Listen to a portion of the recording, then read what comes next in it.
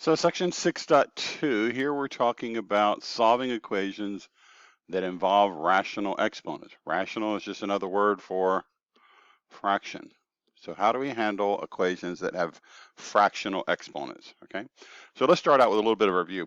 What numbers make x squared equal 4? What numbers make that a true statement? Okay, well, you can have 2.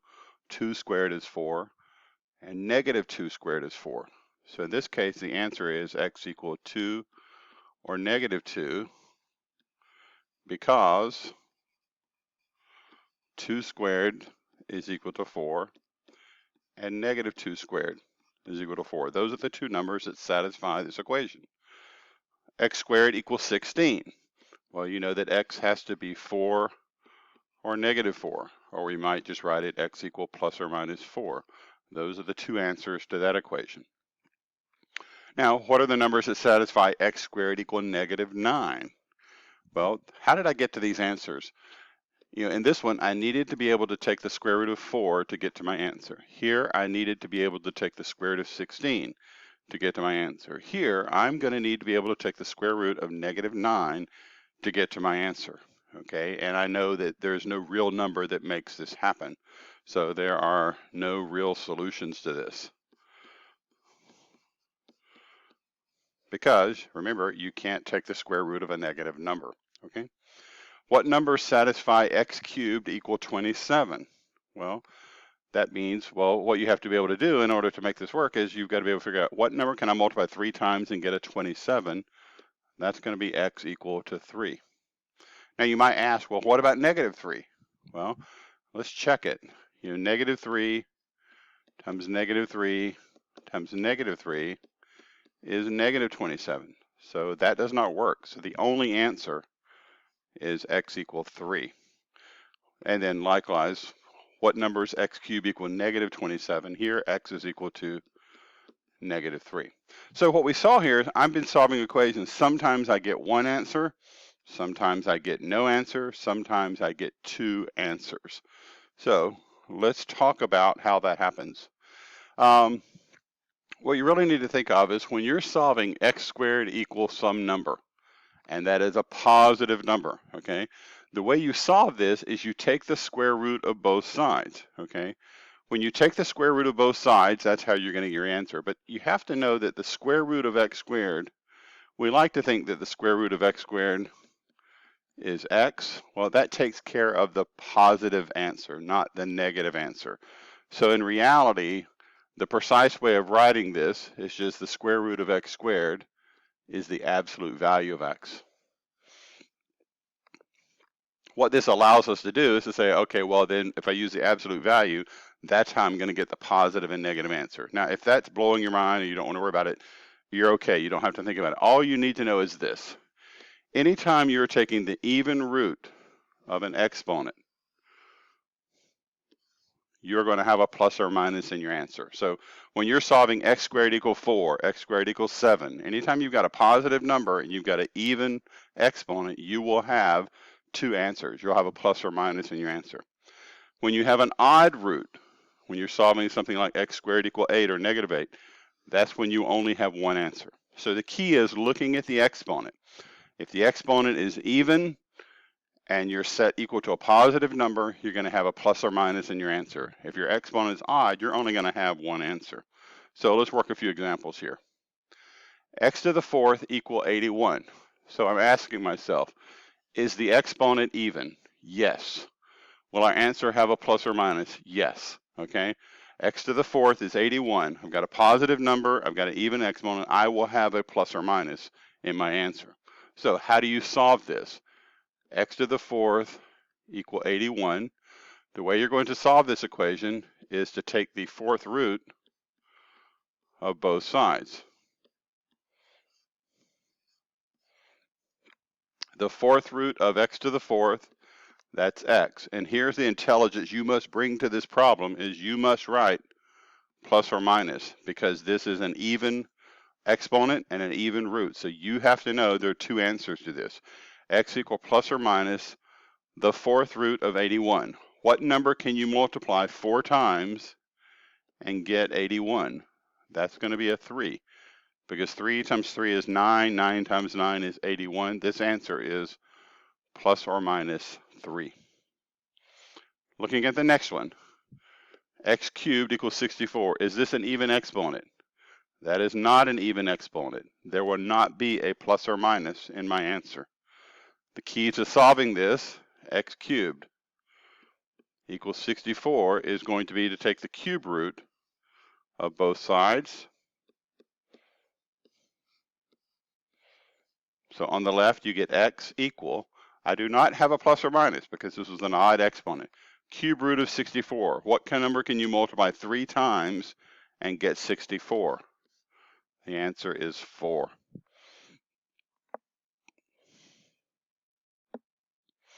Two x cubed equals 54. Is there an even exponent? No. Will our answer have a plus or minus? No. The way to solve this, you've got 2x cubed equal 54. Before I take the cube root of both sides, I want to isolate the cube term. That x cubed I want to get by itself. So I can divide everything by 2, and this gives me x cubed equal 27. Take the cube root of both sides,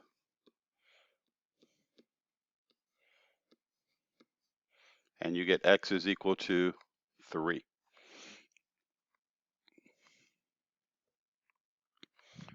X squared is equal to negative 9. Even exponent? Yes. Okay. Now you're tempted to say, okay, plus or minus in your answer, but here there's a problem. Okay, you've got a negative number here. So in order to solve this, you would have x squared equal negative 9. You would take the square root of both sides, and there is no solution here. Okay, because you're not going to be able to take the square root of a negative number. So you look at this even exponent, but you need a positive number over there in order to get the plus or minus in your answer. Now, let's move on to what does it look like if the equation has fractional exponents, okay? Exponents that look like x to the m over n equal b, okay? Here in the case, you will have a plus or minus in your answer if the numerator of the exponent is even, okay? So now what I'm looking at x to the 2/5 over 5. Is the exponent in the numerator, is it even? The answer is yes. This answer will have a plus or minus. So I look at the top of that fraction to see the 2. That's an even number. This answer will have plus or minus.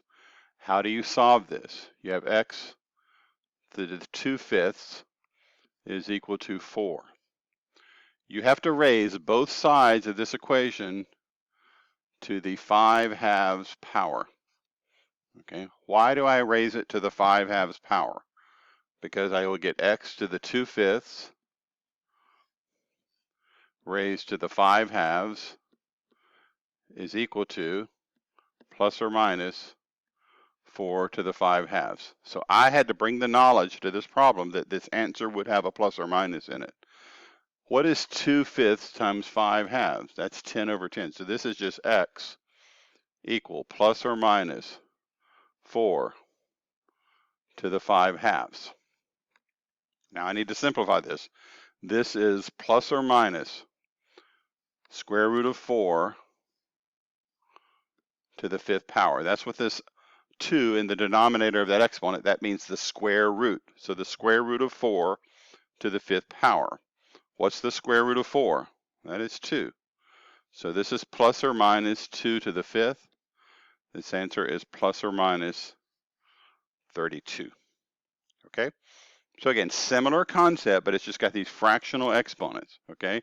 So your key, when you're working with these fractional exponents, look at the numerator.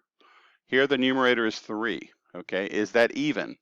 That is not even. This problem will not have a plus or minus in your answer. How do you solve this? X to the 3/5 is equal to 8. You raise both sides of this equation to the 5/3 power. And that gives you x equals 8 to the 5/3. No plus or minus here, okay, because this was an odd numerator, 3. So this gives me x equal cube root of 8 to the 5th power. So that is 2 to the 5th, which is 32. Next one, x to the 3/5 equal -8. So in this case, do I have an even exponent in the numerator? No, I will not have a plus or minus in my answer. So this is x to the 3/5 equals -8. Raise both sides of this equation to the 5/3 power. That gives us x equals -8 to the 5/3. What does that mean? That means that x equal the cube root of -8 raised to the 5th power. Cube root of -8. What number can you multiply 3 times and get a -8? Well, that's -2 to the 5th power, which is -32. Looking at the next one, x to the 2/7 is equal to 9. Well, in this case, you've got an even exponent, yes, okay. Now, you're tempted to say, oh, you're going to have a plus or minus in your answer, but when I start to solve this one, x to the 2/7 equal -9, I need to raise everything to the 7/2 power. That gives me x equal plus or minus -9 to the 7/2 power. That's plus or minus. That's going to be the square root of -9 to the 7th power. Okay, now I've got a problem. Square root of -9 is not a real number. So this one has no solution. So your key here is when you see this, sure, we had an even exponent here, a 2, but I had a negative number here. Okay, so when you see an even exponent, like x squared equal -9 didn't have a solution. X to the 2/7 equal -9 is also not going to have a solution. So when you see an even number in the top of that fractional exponent and a negative number over there, we're going to have no solution. So summarize what we've done here. If you've got something like x to the m equal b, then to solve this, you have to take the mth root of both sides, okay? If you had an odd exponent, you will have one real solution, okay? If you had an even exponent and a positive number over there on the other side of that equal sign, you will have 2 real solutions. If you had an even exponent, but it was set equal to a negative number, there are no real solutions. Okay, and then very similar what happens when you have fractional exponents. What you do to solve x to the m over n equal b, raise both sides to the reciprocal. If the top of that fraction, that m, if it is odd, you're going to have one real solution.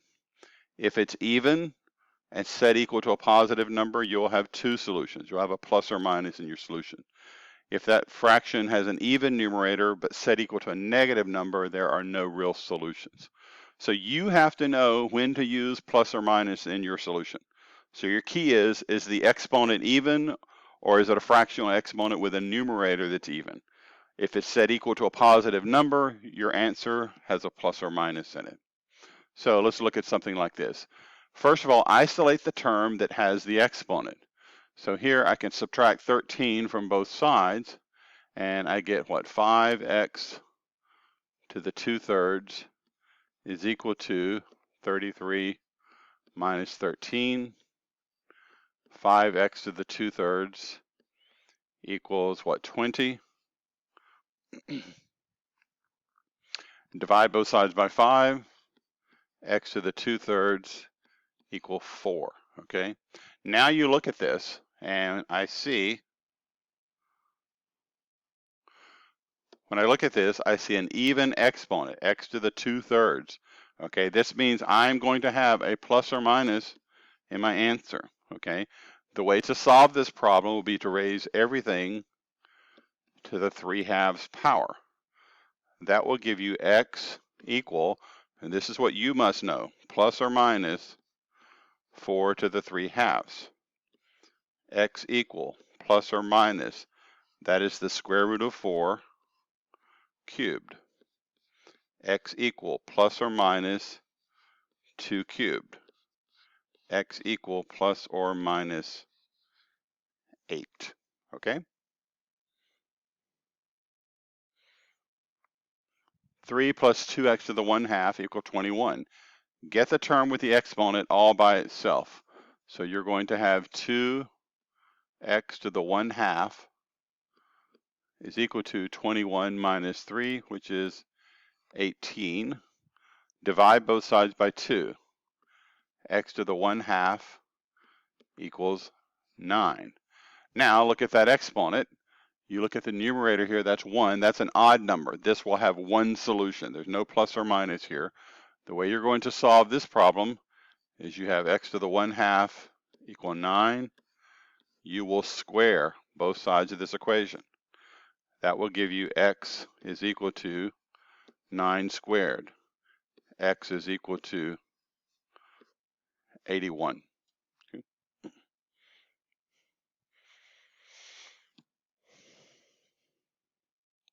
So our keys here are looking at these equations. When you see something like this one, look at the exponent. The 2 in the top of the fraction is even. The 8 is positive. This will have a plus or minus in your answer. Looking at the next one, the 3 in the top of that fraction is odd. You will have one answer here, no plus or minus. Here you have an even exponent, but you've got a negative number. There is no real solution here, okay? If you didn't memorize that, it's going to work itself out when you try to solve this. So let's take a few examples here. 5x to the 2/3 equal 80. Divide both sides by 5, and you get x to the 2/3 is equal to 16. Now, I see that I've got an even exponent here, set equal to a positive number. I will have a plus or minus in my answer here. So my answer will be found by raising everything to the 3/2 power. So this gives me x equal, and this is what you must know, plus or minus 16 to the 3/2. X equal plus or minus, that means the square root of 16 cubed. X equal plus or minus 4 cubed, which is plus or minus 64. Okay. So looking at the next one, isolate the term with the exponent. If you add 27 to both sides of this equation, you get 4x to the 4/5 is equal to 64. Now divide both sides by 4. X to the 4/5 is equal to 16. Now what I see is an even numerator set equal to a positive number. This answer will have a plus or minus. To solve this, you raise everything to the 5/4 power. This gives you x equal plus or minus 16 to the 5/4 power. What does this mean? X is equal to the 4th root, so plus or minus the 4th root of 16 to the 5th. What number can you multiply 4 times and get a 16? Well, that's 2. So this is plus or minus 2 to the 5th, which is plus or minus 32. Solve 4x to the 1/4 plus 5. So look at this one. Let's subtract 5 from both sides. This gives us 4x to the 1/4 equal negative 12. Divide both sides by 4. X to the 1/4 equal negative 3. So this tells me that the 4th root of x is equal to negative 3. You know that this number is always positive. This number is negative, okay? There is no solution to this, okay? So whenever you end up with a negative number on the other side, take care, because if you're taking odd roots, that's okay. Like cube roots of negative numbers is fine, 5th roots. But even roots is like taking square roots of negative numbers, 4th roots, 6th roots. You can't take the even roots of negative numbers. Let's look at the last one here. In order to get this by itself, a couple of things we can do. Let's multiply the entire equation by 3 first, because I have a feeling you're not liking the fraction there. So equals 0. So if I multiply everything by 3, I get x to the 3 halves plus 27 equals 0. X to the 3 halves equals negative 27. Looking at this fraction, there's an odd number up top. That means that I'm going to have one answer, no plus or minus. The key to solving this is going to be raise everything to the 2/3 power. That gives you x is equal to negative 27 to the 2/3. What does that mean? That means that x is equal to the cube root of negative 27 squared. Cube root of negative 27, that's negative 3 squared. This answer is 9.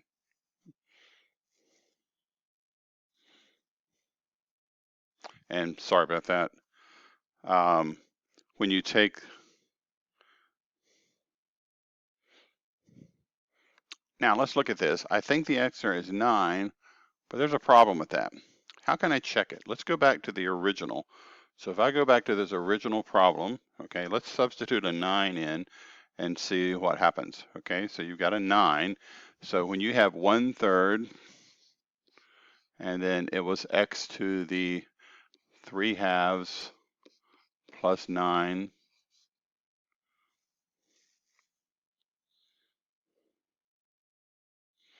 So you had 1/3 x to the 3 halves plus 9 equals 0. Let's substitute x equal 9. 1/3, 9 to the 3 halves plus 9 equals 0. What does this mean? This is 1/3 square root of 9 cubed plus 9. Square root of 9 is 3. 3 cubed is 27, so this is 1/3 of 27 plus 9. This is 9 plus 9, which is 18. It's not equal to 0. So this doesn't work, okay? So here's the deal. You can always, when you get to your final answer, you check it and make sure it works. Make sure it works. Where you come into a problem is if you've ever squared both sides of the equation, something may not work here. The key that I should have seen here is that when I got to this step right here, this means that the square root of x cubed is negative 27. Well, this is always going to be positive. That is always going to be negative. There is no solution here, okay? So you have to be very careful. Anytime you've got something set equal to a negative number, if it's x cubed is a negative number, you're fine. If it's x to the 3 halves is a negative number, then you got a problem because you've got a square root involved there. So one of two things. When you see a negative number, you can reason through this or double check your answer to make sure it works at the very end. Okay, and that takes you into the homework for this section.